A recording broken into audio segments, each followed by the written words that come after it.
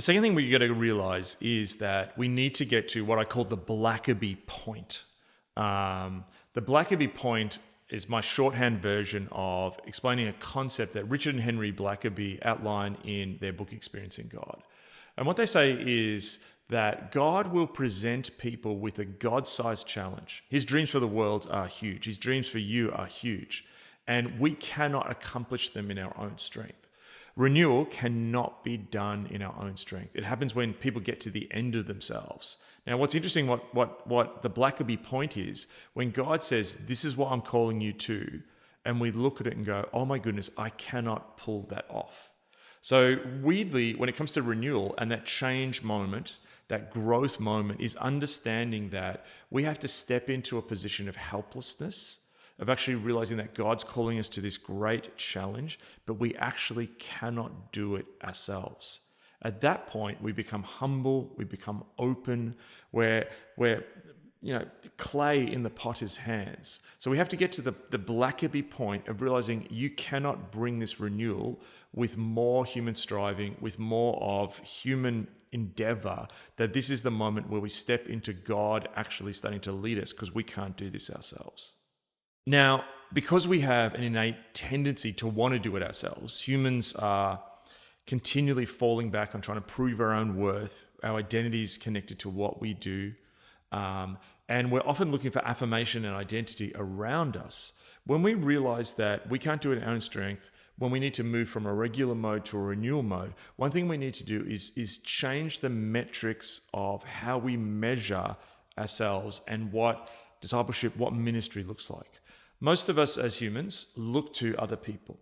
So what we can tend to do is we can tend to look for what is the baseline of what we should be doing.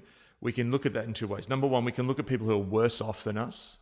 I found this. There's times when you can be looking at, where am I, where you want me to be, God? Man, I'm better than that person. Instagram, sadly, is a wonderful tool for this, where you can look at other people and get all kinds of judgmental on them and go, at least I'm better than what they're doing. The second thing we can do is we can see the baseline of often the crew we're running with, our friends, people we're in ministry with. They become the baseline of what our standard of Christian behavior, Christian ministry, Christian discipleship looks like.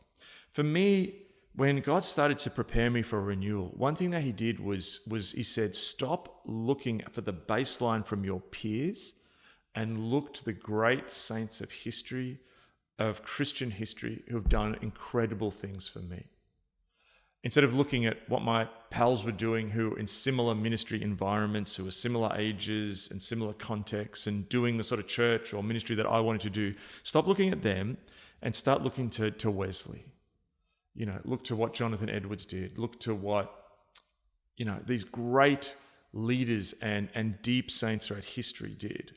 And then I began to study them. So what God did for me, he had me this process for 6 months where he said, read these people. I read about John Stott, Spurgeon, Wesley, Martin Lloyd-Jones, all these different people I would read about. And I felt God say, don't do what your mates are doing. Do what those people did. How did they study scripture? How much time did they give to prayer? What were the standards that they were reaching for?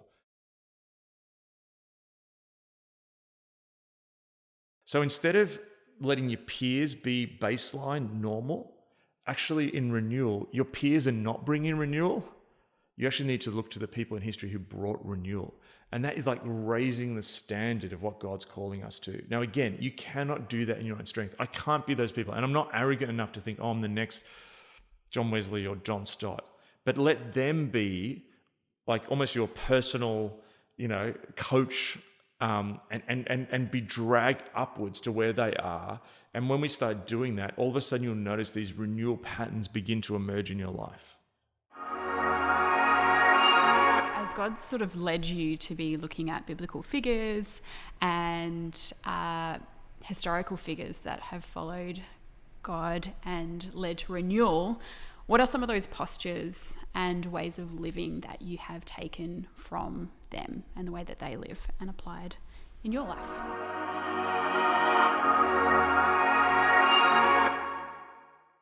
Yeah, as you move from seeing your peers as your comparison to comparing yourself to the great heroes of faith, to biblical heroes, I think there's a few key things.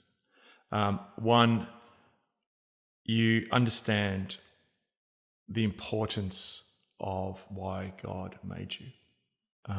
When we compare to others, we can almost get to this lowest common denominator. We start to go, what's a sort of cool, popular, quasi-effective person look like in the 21st century? When you look at the people that God used at key moments, there's a sense where they begin to understand why God has created them. They understand the role that they're playing at that time. They understand that what they're doing is key in bringing God's renewal, and you begin to see yourself differently. I would say that they begin to understand how God sees them rather than the world sees them. That often we're defined by the scripts that have been spoken over us. Sometimes they can be really horrible, almost like curse words. You're rubbish, you're terrible. Other times it could be like, hey, you're the good person. You're not meant to rock the boat. But people who push into renewal, who become then our guide, are people who understand that what God has called them to trumps what the world is pulling them down to in that sense. So there's an element of not belonging, which is really interesting. There's this element that to bring renewal, I'm not going to fit in and belong in the way that I would if I just towed the line. So there's an understanding that there's going to be some difficulty, going to be some distance. Another thing that I noticed is that they prayed bold prayers.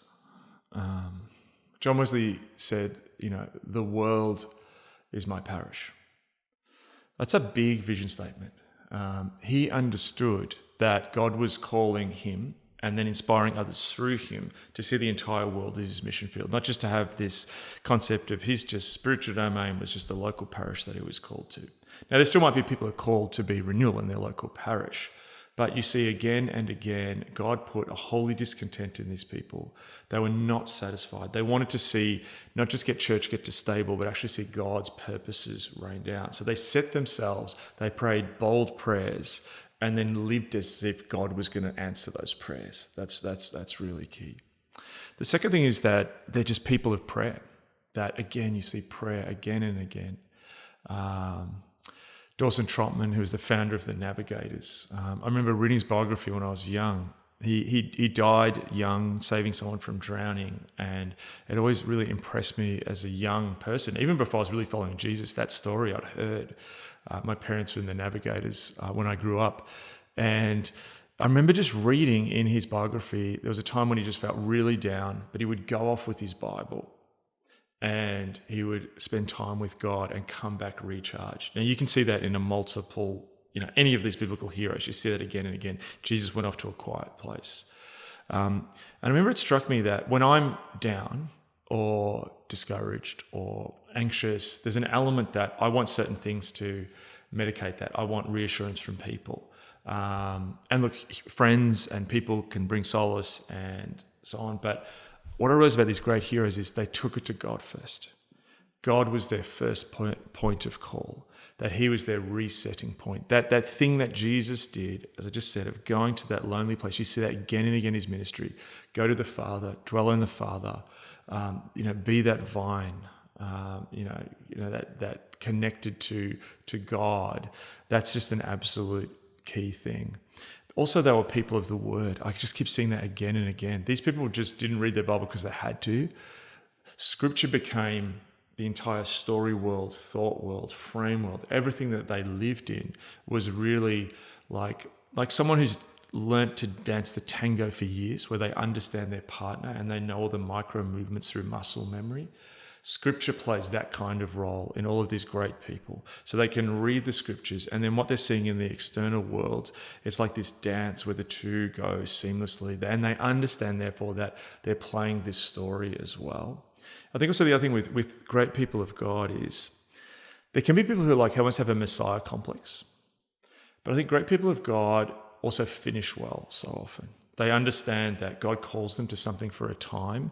They understand that they're using their life as a contribution to God's bigger thing, but they're not God.